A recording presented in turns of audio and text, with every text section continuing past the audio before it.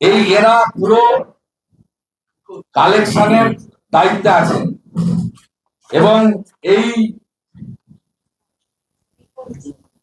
এই যে দুজনের ছবি আমরা আপনাদের কাছে প্রকাশ করছি, একটা হলো আপনার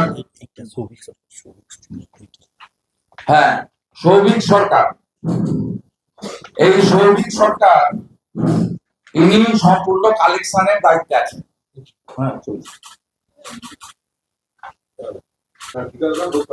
ব্রোকার এরা একটা গ্যাং করে পুরো কালেকশন করছেন এবং আপনার